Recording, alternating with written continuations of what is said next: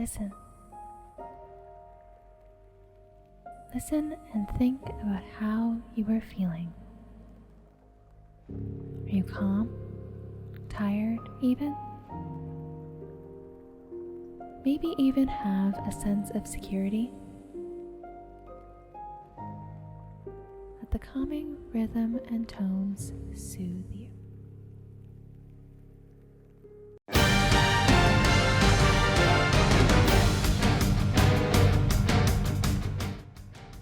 And there it goes. Any sense of safety or calmness is gone. Alright, sorry, that was mean. But I just wanted to show how important the link between human emotion and audio is. Sound design can frequently be overlooked in the game development process, often being seen as a part of polish or a cherry on top of the game cake. And, well, I guess that isn't entirely untrue. Just in the same way a disgusting moldy cherry can make nobody want to touch said cake, bad audio or music can make or break an entire game's experience. While having a high quality audio, is important, however, I want to talk about how audio can completely change how someone views a game. Make sure that those audio cherries have a delicious, memorable flavor that enhances the game cake. Have a flavor that manipulates the eater into enjoying the cake even more. First, let's talk about some well-known audio samples, and what they mean. Here's a pretty well-known music example.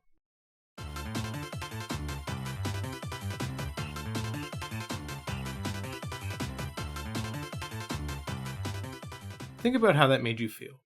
It was energetic, bright, hyper, probably a bit crazy.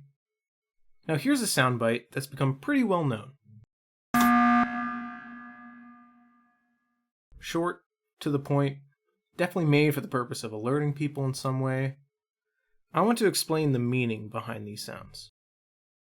Now, before I go into the more well-known stuff about audio design, I want to talk about something that you may not have expected in this video. Pavlov's dog. As a refresher for those who don't know, Pavlov's dog is a famous study based on the idea of classical conditioning. An accidental discovery in 1880, Ivan Pavlov decided to hook up some test tubes to dogs to measure their saliva when they were fed, for whatever reason. The more important thing he discovered, however, is that he noticed the dogs would begin salivating as soon as they could hear the footsteps of the assistant bring them their food. He then tried taking a metronome before feeding them, and after a bunch of trials, they began salivating to the sound of the metronome, food present or not. So, why is this important, you may ask? Well, classic conditioning is at the root of player manipulation. Just as dogs reactively salivated to the sound of a metronome, I bet I can make you slightly cringe by playing the death sound of a game that you play often.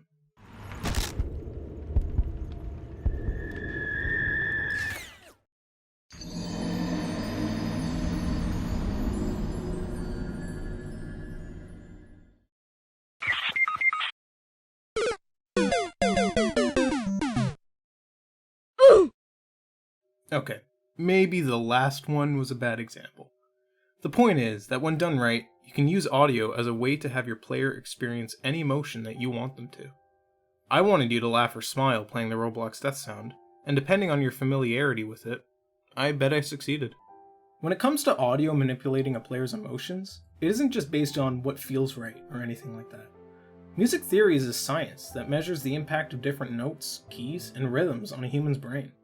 Music is an art, and art is all about emotion. When someone enjoys music, it actually involves the exact same pleasure center of the brain that food, sex, and drugs involve. That's right, you're addicted to your favorite song. Knowing this, it's not too hard to see why it's so easy to manipulate people using sound.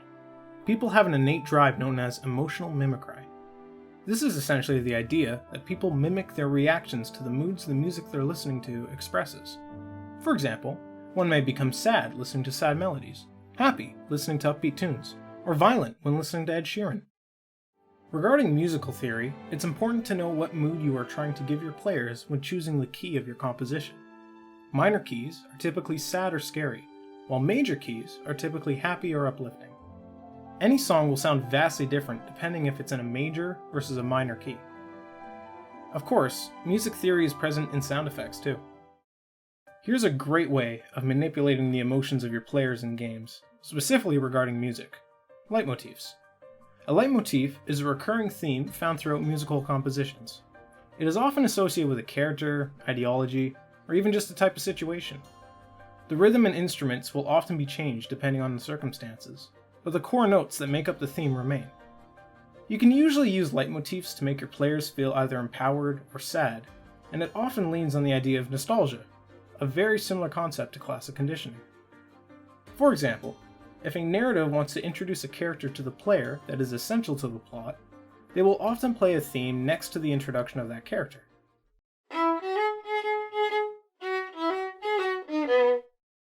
Then, when they inevitably kill that character in a horrible way near the end of the game, they will often play that character's theme but in a more somber key and slower rhythm.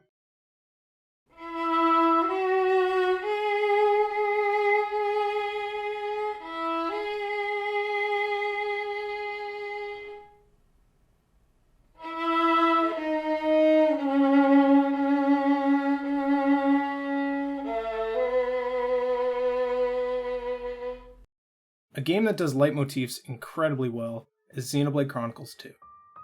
The main theme of the game, Where We Used to Be, is the first song the player is introduced to. It is a beautiful piece of music played by a lone piano, and is meant to give the player a sense of wonder, hope, and thoughtfulness before they begin their epic journey. This main theme can be heard in a minimum of 17 other tracks in the game, all in completely different moods and contexts.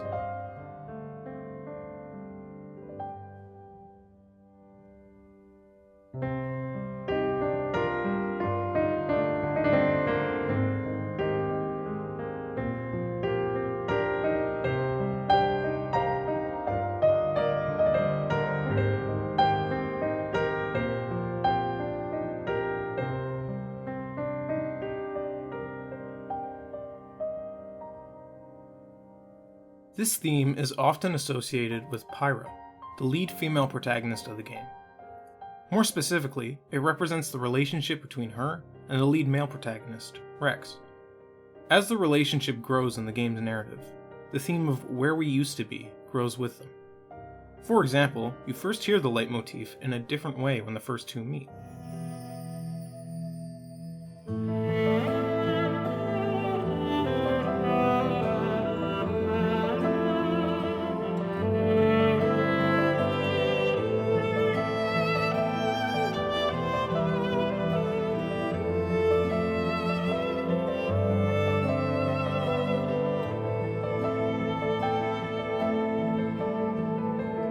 As the game and its story progresses, however, that's when you hear the several variations of the theme. You hear the melody in different areas.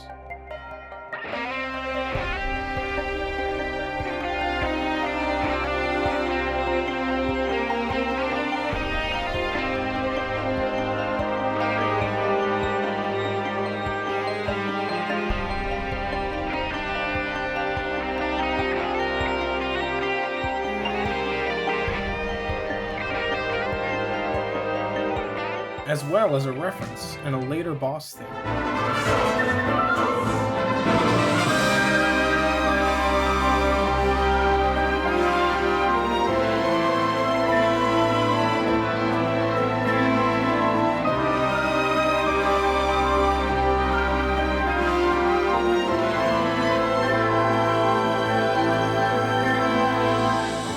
And of course, their final scene together.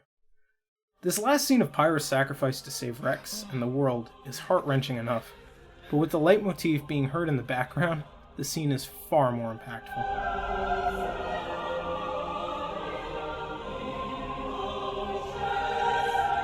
Pyra? What are you doing there?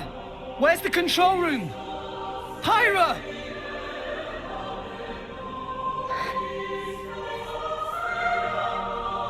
You can't mean...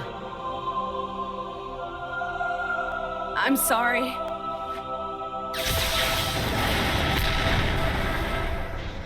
While the narrative is already emotional, Rex and Pyra's musical theme makes their moments carry even more weight. At the end of the game, the player is put back to the title screen, where they hear Where We Used to Be once again, having their journey go full circle.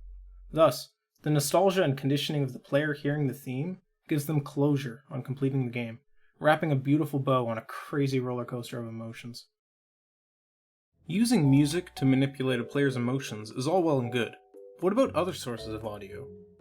Like voice acting, perhaps? Luckily, we have one of the best examples of this in gaming, thanks to a little game called Firewatch. Firewatch is an indie title that came out in 2016, and I really didn't think much of it at the time. When I played it for a school assignment, I was quite pleasantly surprised. To give a quick synopsis for context, you play as Henry, a guy who goes to work as a fire lookout in Wyoming for the summer. You speak with your supervisor, Delilah, who talks to you often from your two-way radio. The game is fully voice acted, with Delilah acting as your only sense of companionship when doing your lookout duties. Going into it, the game really just seems like a narrative-heavy walking simulator, with life lessons and morals. However, halfway into the story, this all changes. When reaching a clearing, Henry finds a paper with specifics of his and Delilah's conversations written down on it. Henry, and therefore the player, finds out that they're being listened to. Right afterwards, Henry is attacked, essentially a jump scare for the player.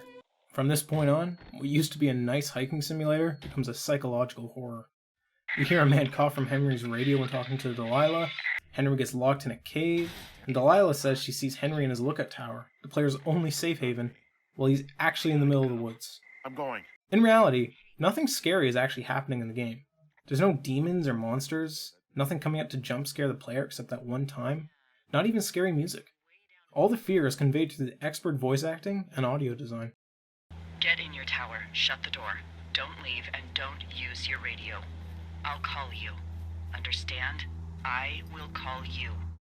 One moment in particular that still gives me goosebumps as I think of it is when you're cut off from contacting Delilah at all. This moment happens the day after the cough on the radio was heard. Delilah calls up Henry, surprisingly chipper, and gives him a location to go to. Henry quickly picks up that something's up, but is told not to say what the location is or to speak to Delilah until he gets there either. Due to this moment happening in the evening of the game, the sun is setting on the entire journey to the location. Eventually you make it to an open meadow, almost a massive natural hallway. There is no music, but there's absolutely audio. As you go down this meadow to your destination, there are rustling sounds all around you. They grow louder and louder, but stop completely after reaching your destination. When I first played this, I was in a dark room by myself at around 12 a.m. I was terrified. Yet I was terrified of nothing. Nothing was going to jump out, nothing was going to attack me. This was a low-budget indie title. There's only like 2 character models in the whole game. The bushes that rustled didn't even animate differently. There was no music during this moment, plus you couldn't talk to your only sense of comfort.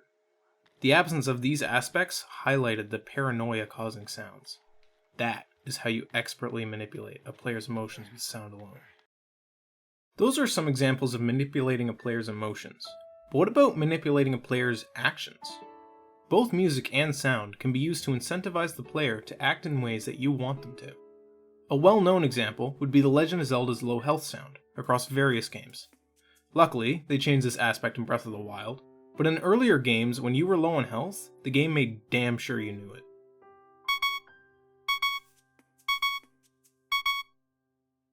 If that doesn't incentivize the player to restore their health, I don't know what will.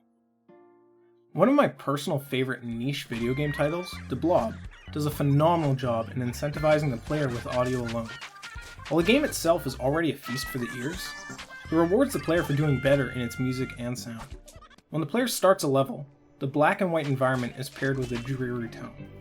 The more the player paints, however, the more the music grows, becoming more and more epic and empowering. Depending on the song and the color of the player, painting a building will actually play an instrument riff that matches with the song, incentivizing them to paint using different colors.